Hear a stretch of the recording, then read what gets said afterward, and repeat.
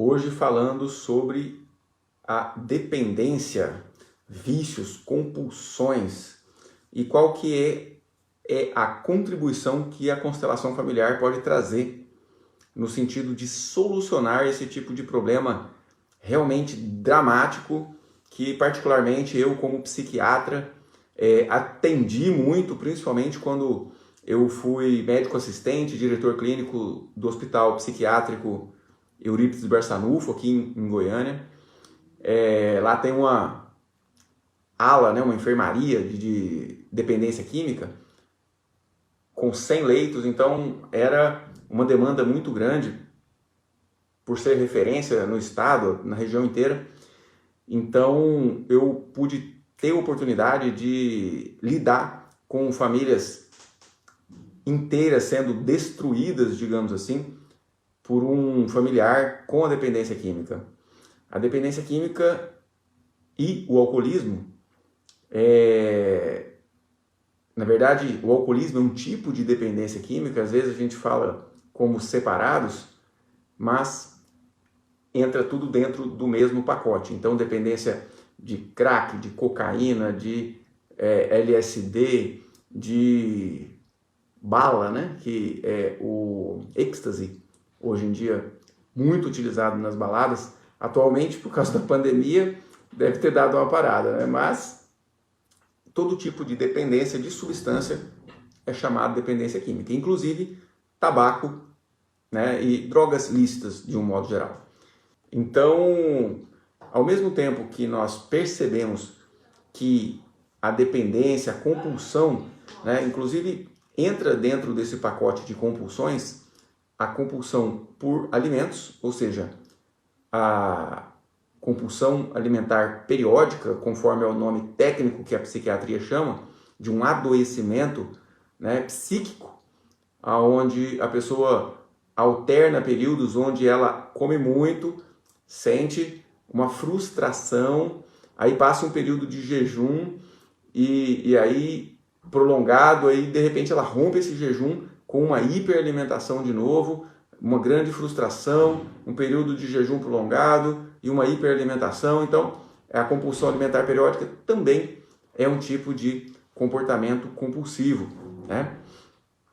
E a dependência de álcool e drogas, vou falar um pouquinho dessa parte, principalmente considerando aí o contexto da medicina. E, aliás, eu preciso levantar uma questão aqui, que é o seguinte: quando nós tratamos um adoecimento com o recurso da constelação familiar, quando nós abordamos, digamos assim, trazendo benefícios aos resultados, nunca quer dizer que nós podemos ou devemos abandonar os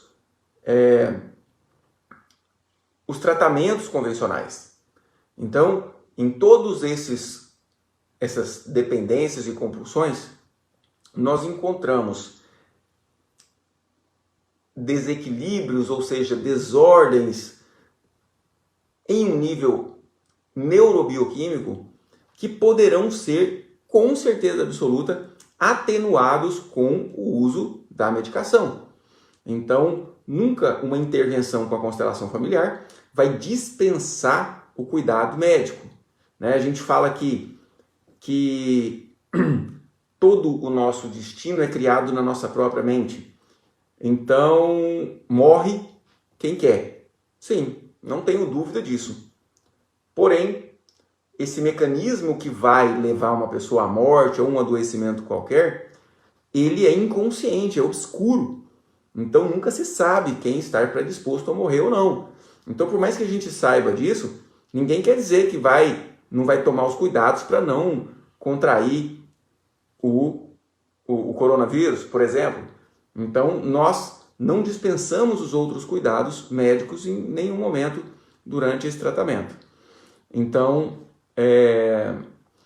a dependência química e, de um modo geral, e também a dependência alimentar, vai estar sempre associado a uma carência emocional. Existe uma carência emocional, existe algo que falta na essência desse ser humano que está adoecido, que está sendo completado. Existe uma busca, né? Uma busca por completar essa carência, esse vazio, com o uso da substância. Porém, como a substância, ou o alimento, ou o sexo, ou o jogo, de um modo compulsivo, como essa carência não vai ser suprida por esse substituto, a pessoa precisa de mais. E de mais, e de novo, e de novo, e de novo, e de mais, e de mais, e de mais, sem um limite. Porque aquilo que está faltando não é a substância, mas a nossa consciência busca aquela substância como uma forma de preencher um vazio. Do ponto de vista neurobioquímico, eu vou trazer um pouco disso aqui. É lógico, minha atuação, sou psiquiatra também, além de médico, além de constelador familiar. Existe no nosso cérebro, lógico que isso está intimamente ligado com a nossa mente, a nossa psique, um local, digamos assim, chamado circuito da recompensa. O circuito da recompensa, ele se ativa quando nós temos uma sensação prazerosa. Então, se você come um alimento saboroso, principalmente os ricos em carboidratos, os ricos em gorduras, eles trazem uma sensação gustativa extremamente saborosa.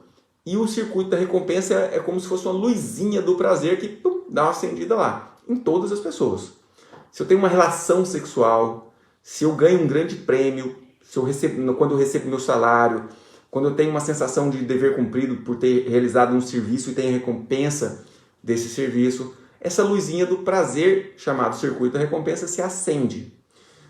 E, de um modo geral, nós sabemos que existe nos dependentes um déficit de recompensa. Inclusive, a medicina já chama a dependência de síndrome do déficit de recompensa. E aí, o que acontece? Especialmente em uma pessoa que tem o adoecimento da dependência química, nós estamos falando aqui da superfície, tá? Aqui do superficial ainda no orgânico. Porque o que aconteceu no orgânico, ele veio de algo do interior, veio de algo da alma, veio de algo da essência. Então nós estamos abordando o mais superficial orgânico e a gente vai entrar no profundo, no essencial, que é do que se trata a constelação familiar. Então, o que é esse déficit de recompensa? A pessoa tem um desprazer, um vazio, que nós vamos explicar daqui a pouco de onde que vem da essência. Mas de qualquer maneira está lá esse desprazer, esse vazio.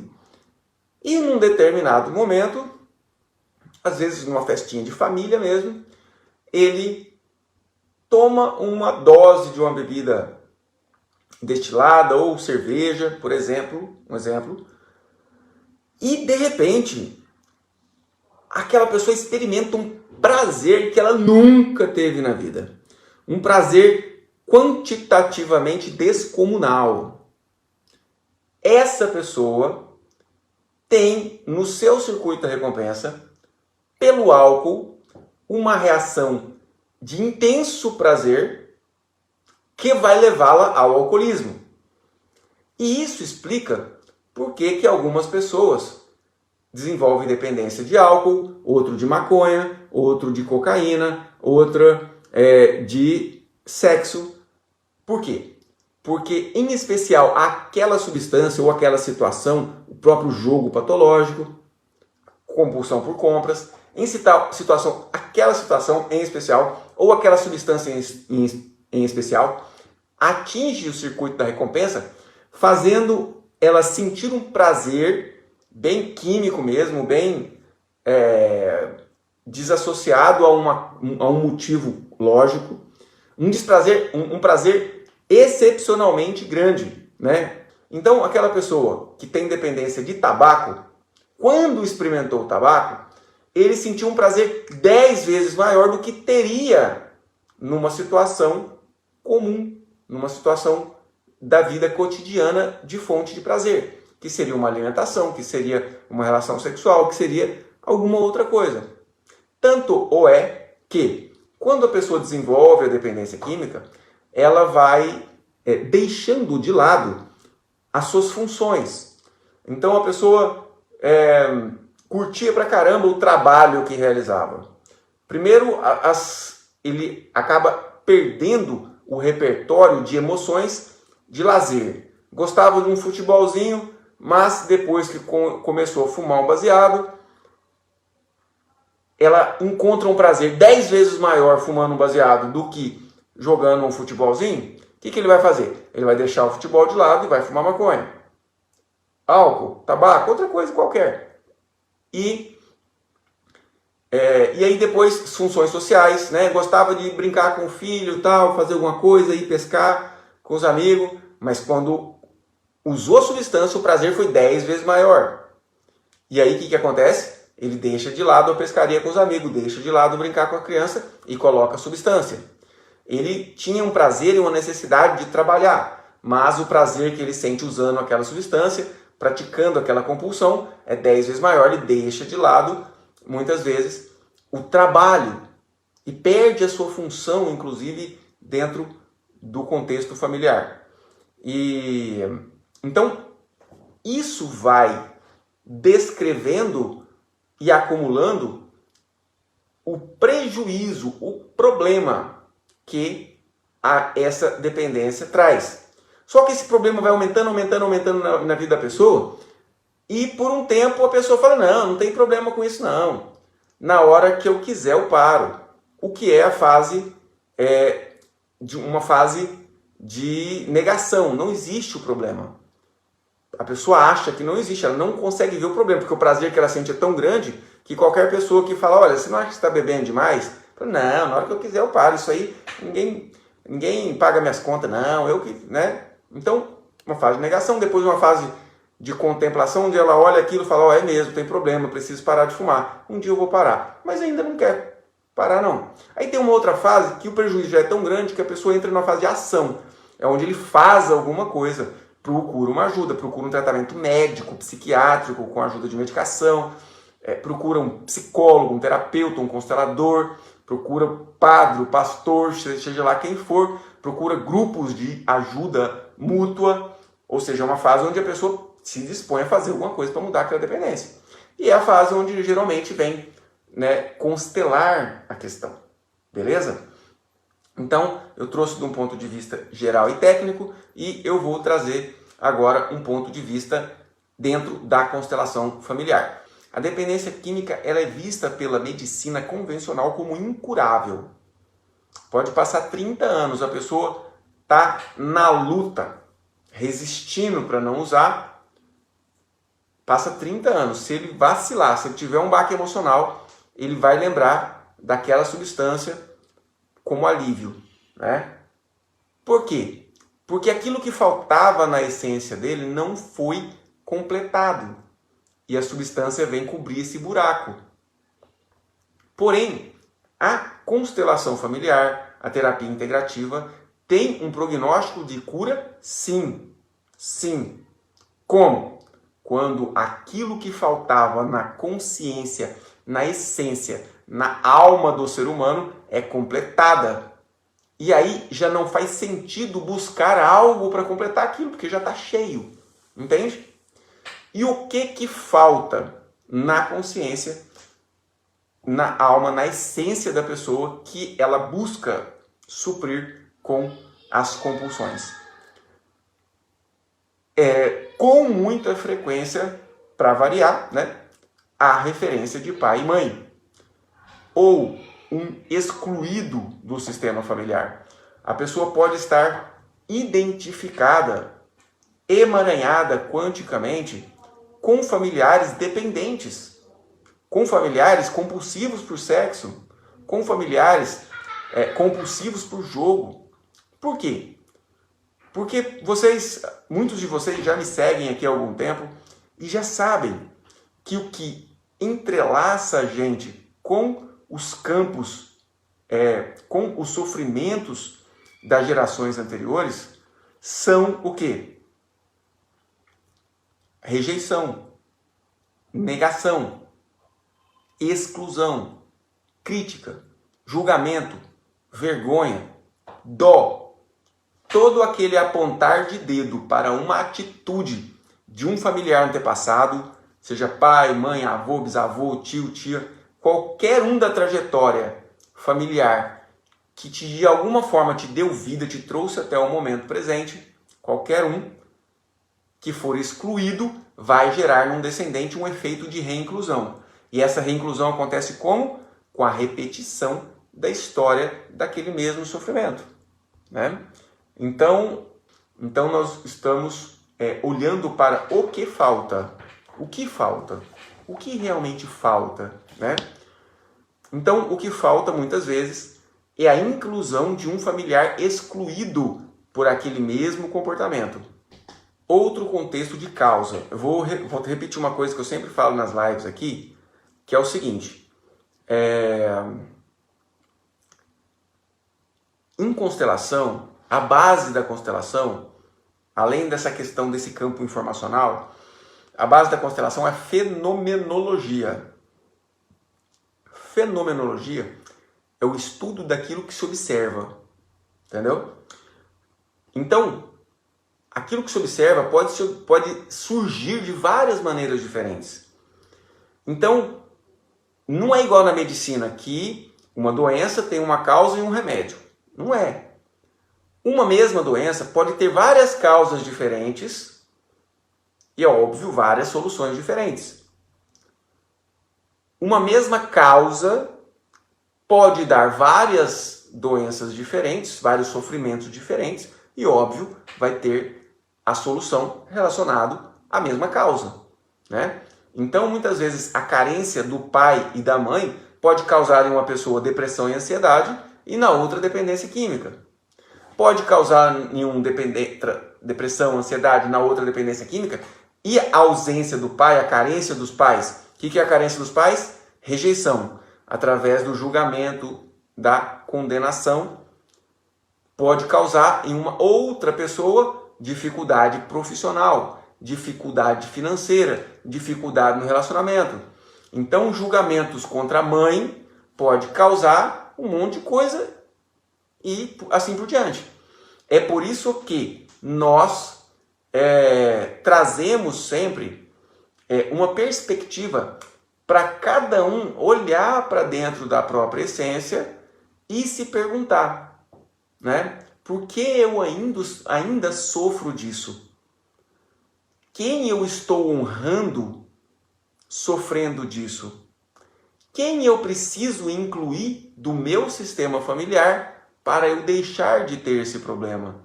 Então eu estou trazendo aqui várias causas possíveis da dependência e cada um vai pensar com seus botõezinhos aí, né? Dentro do contexto próprio, né? O que pode estar causando isso em mim em especial?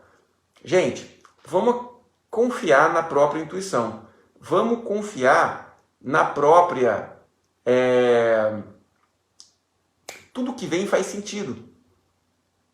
Tem muita gente que fica assim, não, doutor, acho que isso é coisa da minha cabeça, eu acho que não é assim não, eu acho que não tem nada a ver, eu acho que é só uma coisa da minha cabeça. Não, gente. Tudo que vem faz sentido. E o pior é que a gente fica racionalizando demais, se perguntando será, será, será, e a gente perde totalmente o fio da meada da intuição. Principalmente você confia naquilo que vem de primeiro. Quando eu der um comando, por exemplo, numa autoconstelação, ou quando você se fizer essa pergunta, quem eu estou honrando por causa disso? Aí vai vir uma figura de um tio, por exemplo. Aí depois, não, acho que não é esse tio não, acho que é o avô. Não, gente. A primeira coisa que aparece, geralmente veio da intuição e é o que mais faz sentido. Vocês já ouviram falar que às vezes a gente está, por exemplo, fazendo uma prova de múltipla escolha. Você não sabe muito bem a resposta, mas a primeira que te veio à mente, letra B, por exemplo. E aí você raciocina, continua não sabendo a resposta, aí você escolhe uma outra, escolhe letra C. E aí depois você vai olhar no gabarito e era a letra B. Ou seja, aquela primeira alternativa que te veio à mente, mesmo sem saber porquê, acessou o campo informacional e te trouxe a resposta correta. Então, quando a gente vai fazer essa busca pelas nossas respostas íntimas, confie na intuição e, principalmente, confie na primeira resposta que vem na sua mente. Ela sempre faz sentido. Acredite, você tem aqui todas as respostas que você precisa. E aí, a Glorinha está perguntando uma pergunta aí que vale 100 milhões de dólares. Como fazer para suprir a carência do pai na visão sistêmica? Antes de falar dessa solução, tá? Que é muito importante, que é o que fecha nosso raciocínio, eu vou falar de outras causas, tá? De outras causas. Então, uma das causas é quando a pessoa está honrando um familiar que teve aquela mesma dependência. Beleza? Simples de entender. Aquilo que a família rejeitou ou que eu rejeitei, eu manifesto. Em honra, em homenagem, em fidelidade àquela pessoa que teve aquele destino daquele sofrimento. A segunda causa é a carência do pai ou da mãe. Ou seja, a pessoa sentiu que o pai ou a mãe não supriram de carinho suficiente, fica faltando aquele afeto e ela supre no uso da substância. Ou o pai não cuidou, o pai separou da mãe e sumiu no mundo e não deu muita notícia, nunca deu muito carinho, fica aquela carência, a pessoa vai na substância. Pai ou mãe, isso é uma outra causa. E uma terceira causa é o impulso de morte. A pessoa está identificada, ou seja, emaranhada quanticamente, com pessoas que morreram tragicamente do seu próprio sistema. Pode ter uma pessoa, por exemplo, um tio-avô, um tio que morreu de acidente de carro. Eu já atendi um caso semelhante a esse. A paciente na época tinha 2 anos, ela nem conhecia esse tio direito. Mas o tio morreu de acidente de carro. E ela desenvolveu alcoolismo com o desejo de morrer para honrar esse tio.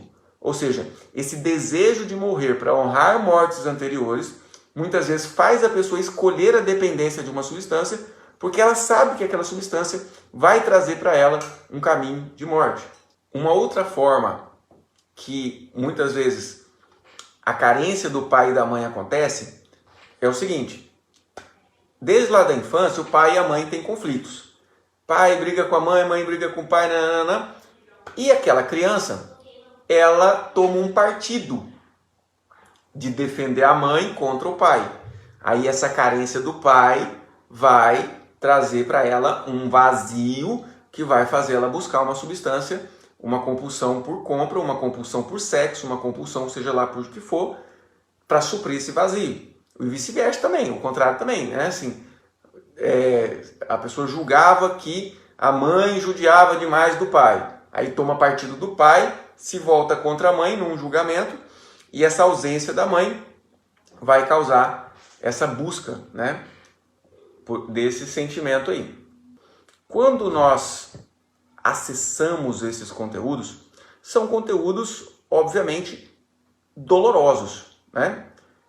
E existe a necessidade de a inclusão, ou seja, da integração sistêmica daquilo.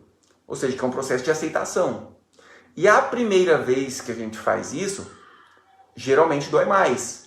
Aí a segunda vez que a gente faz esse processo de autoconstelação, dói, mas dói um pouco menos. A terceira vez dói também, mas dói um pouco menos e vai doendo cada vez menos. Até que você vai olhar novamente para aquela situação de trauma e aquilo não vai doer mais. Quando você olhar para aquela situação de trauma, quando você conectar com aquele fato, com aquele acontecimento e não doer mais, é porque você está indo, né, completando o seu caminho de integração daquilo. E quando isso acontece, você tem a sua vida liberada nas manifestações de vida. Ou seja, o que aquele trauma estava empatando de autossabotagem na sua vida, ele deixa de empatar, deixa de trazer Autossabotagem, é isso. Aquela dor que causou a dependência, ela foi tratada. Ela está cada vez menor, mas ela ainda pode ter alguma relevância. Se der sopa pro azar, pode acontecer de não conseguir segurar as pontas. Por quê? Porque é uma compulsão. Uma compulsão, conceitualmente, é um comportamento que a gente tem dificuldade de conter. Então é importante sim evitar lugares e pessoas que usam substância, sem dúvida alguma. Quando eu falei que o alcoolismo tem muita relação com a ausência do pai, não quer dizer que seja necessariamente isso. Olha só, se ele tem alcoolismo e tem a bipolaridade, pode ser que esse alcoolismo não esteja sendo causado pela ausência do pai. Por quê? Porque a bipolaridade geralmente não tem relação com a ausência do pai, a não ser que o pai tenha sido assassino ou assassinado. A bipolaridade, ela quase sempre tem a ver com questões de assassinato, de morte, às vezes com aborto, mas na maioria das vezes é assassinato, às vezes com aborto provocado, que na verdade é um tipo de assassinato mesmo. Mas por quê? Porque a bipolaridade, a pessoa entra num período de euforia, onde ela identifica-se com o assassino. E tem um período de depressão, tristeza, onde ele se identifica com a vítima. Então, o alto e baixo do humor. Ele estar conectado com mortes pode também ser uma causa do alcoolismo. Por quê? Porque ele traça para si um caminho de morte através do alcoolismo. Então, por isso que eu estou falando. Nós estamos trazendo aqui probabilidades, possibilidades, mas sem constelar uma questão, ou sem a pessoa autoconstelar e acabar sentindo que aquilo faz sentido, é difícil a gente falar, entende? Então pode ser várias coisas. Busque ativamente na sua memória motivos que você ainda tem para julgar os seus pais. Se você sente em qualquer situação da vida deles raiva, dó ou vergonha de algo que eles viveram, de qualquer jeitinho de ser que eles têm, você precisa fazer a integração sistêmica, que foi aquela pergunta de 100 milhões de dólares que fizeram mais cedo. Como incluir o pai e a mãe? Agradecendo incondicionalmente. E isso a gente faz através da repetição de um processo autoconstelatório, de um processo de autoconstelação, que a gente guia muito aqui nas nossas lives. Hoje até a gente não vai guiar nenhuma, mas é um processo simples, onde você fecha seus olhos, coloca a musiquinha, enxerga o seu pai e a sua mãe, ou a sua mãe, naquela situação que você sente raiva, e fala para eles assim, nessa imagem: eu desisto de sentir raiva, eu desisto de te julgar por isso. Eu concordo que tenha sido assim. Eu ainda te agradeço por você ter carregado esse sofrimento. Por exemplo, uma mãe que morreu de câncer, né? Os filhos que ficarem revoltados têm uma chance altíssima de desenvolver câncer também. Agora, para se livrar do câncer, integração sistêmica, que é justamente: mamãe, eu concordo que a senhora tenha tido câncer, eu sinto muito, mas eu não posso fazer nada, eu desisto de mudar o destino que a senhora escolheu. Vocês repararam que aqui a conversa é fora do tempo e do espaço? Que o campo morfogenético é um campo informacional, é tipo um arquivo? A mãe já morreu de câncer e a pessoa está conversando com a informação que ela tem da morte de câncer, mudando uma postura íntima, uma postura diante daquilo até que já aconteceu. Então é uma conexão atemporal. Esse filho, no momento presente, devolve à mãe a dignidade da história dela, em vez de ficar com dó, mágoa, ressentimento. Então isso é a integração sistêmica. Todo falecimento, toda morte, principalmente uma morte precoce, uma morte por acidente, uma morte trágica, uma morte por suicídio, não são mortes muito bem aceitas, né? Ah, vovozinho lá, 92 anos, morreu. Geralmente as pessoas aceitam com mais facilidade. Agora, a morte de alguém aos 30 anos, a morte de uma criança, são situações que geram muito emaranhamento sistêmico. Por quê? Porque ninguém aceita. Porque todo mundo vai julgar, todo mundo vai ter dó, vai ter raiva, vai ter vergonha, vai ter revolta contra aquilo.